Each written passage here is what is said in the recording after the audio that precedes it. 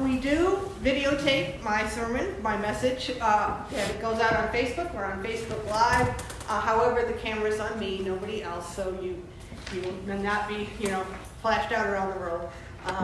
The sermons are kept they're available on Facebook, and we have a YouTube channel so that if you miss a week and you want to know what it was that was said, what I was talking about, you can check that out either on Facebook or on YouTube. And there are also links on our website. And thank you to Bart for taking care of all that media stuff. You're welcome. Now, will you pray with and for me, please? You who calls us to you, be present to us today in our speaking and in our hearing, in our sharing, in prayer, and at the table. May your wisdom be imparted to us all, and may we hear your call on our lives. Amen. Amen. Well, this reading from John that Joni gave us is extraordinary, isn't it? John tells his followers about someone else, Jesus, who he says is more powerful than he is, and even points him out. He doesn't just talk about him, he points him out. He says, there he is. John is encouraging his followers to follow Jesus instead of him. And some of them, Andrew for one, do decide to follow him. And we don't get this all from this reading, but from the other readings we know as well. So how often does this really happen? I mean, professionals often refer their clients or patients to someone more skilled in a particular specialty. Family practitioners might refer a patient to a kidney specialist or a dermatologist or to an allergist. And that happens all the time, right? A real estate lawyer refers a client to a criminal defense lawyer because that's not their area of expertise. A tax accountant sends a client to a bookkeeper, whatever it may be. But that's not what John is doing. He's not sending those followers to Jesus because there's a specialty that Jesus has that John doesn't. He and Jesus are both identified as teachers, religious leaders. They have different ideas, different schools of thought, but both are Jewish religious leaders or rabbis. So for John to suggest that his followers may want to listen to and even follow Jesus is indeed extraordinary. Many church leaders would be hard-pressed to do the same. To say, from what you've told me of what you believe and how you feel in your theology, I think you might find something of value in this other faith tradition. I mean, does that ever happen? But John does it. And just as surprisingly, John's followers do go listen to Jesus, and they become Jesus followers. They feel called, and they follow him. And that is indeed our focus this morning. Feeling that call to something, to work, to vocation, to a cause. We are all called, okay? A call is not only for some people who are set apart or especially holy or good. It's none of that. A call is the divine intention for all of us, for vocation or work or a gift that we can offer to the world. Some people have always known their calling. I had a teacher who taught for 20 years and was still teaching 20 years later. He knew what his call was. Some of us have had more than one call. I had a career as a librarian. Technically, I was an information specialist, but I was a librarian before I went to seminary. And many of my classmates in seminary had previous careers.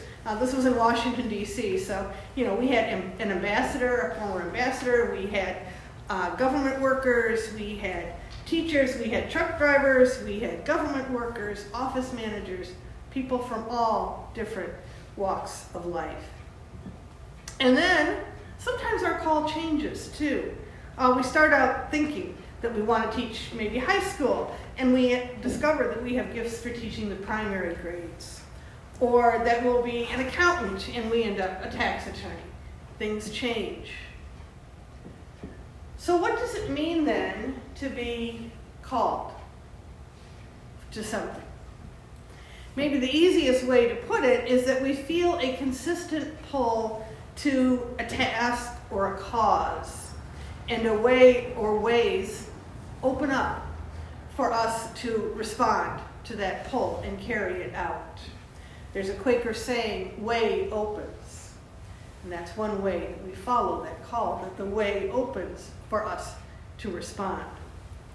Sometimes it's like Paul's experience on the road to Damascus. It's a lightning bolt, a sudden realization, that's what I'm supposed to be doing. Other times it's a quiet but insistent tug, when we realize we are most content when we are writing or painting or teaching or coding. And that is our call. And sometimes we have to substitute something in place of our true call. I knew a nurse who was a nurse because her father refused to pay to send her to medical school. And this was in a time before there were a lot of scholarships or even a lot of women in medical school. So she became a nurse instead. The technical writer who really wants to be a novelist, that's another one. And sometimes we move from one thing to another. A former presiding bishop of the Episcopal Church, Catherine Jeffers Shorey, she had a previous career. She had a doctorate in marine biology. I can't imagine anything much different from being a priest and then a bishop. Sometimes we find a new direction within our call. As I have found a call to ministry with people who are incarcerated, part of my call to ministry, but not a direction I ever considered even when I first heard the call. In other words, we follow where our call leads us. Here in the U.S., we remember Reverend Dr. Martin Luther King.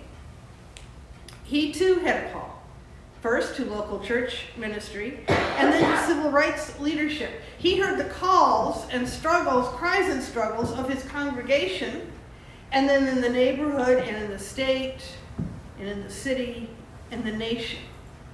Now, we who are non-melanated, as a friend of mine says, we who are non-African American, tend to think of the end of Reverend King's life, of the tragedy of his assassination. But his ministry, his call, was deeper and more searching than the way his life ended. His letter from a Birmingham jail is a clear call to clergy of all traditions to work for social justice. And he calls out, especially white clergy who don't want to rock the boat with their congregations. He spoke of voting rights, the right to unionize, to vote, for fair housing and equal employment, and the unjust laws that target people who are marginalized, people with lower incomes, people of color, whether Black, Native, Asian, or Latinx, people who, for whatever reason, do not have the opportunities and advantages that others had. Reverend King was about so much more than his death, even as it cut short the possibilities of what he might have done. Reverend King was called, but so am I, and so are each one of you, and everyone you will meet.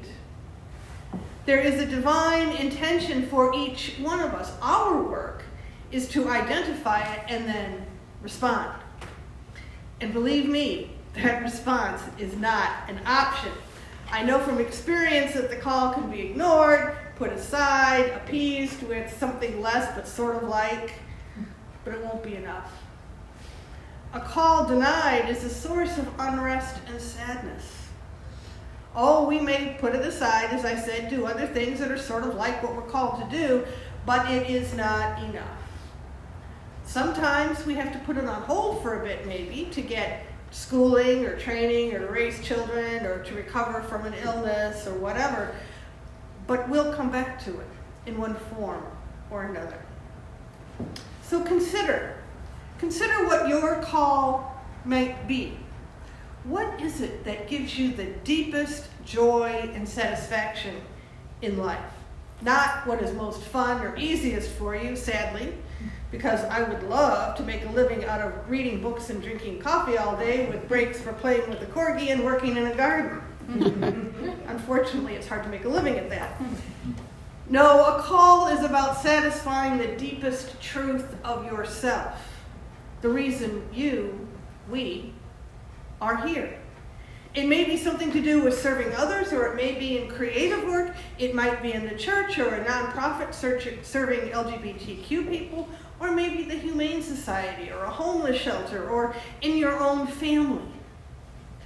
What has yielded results that nourished you, yourself, and others?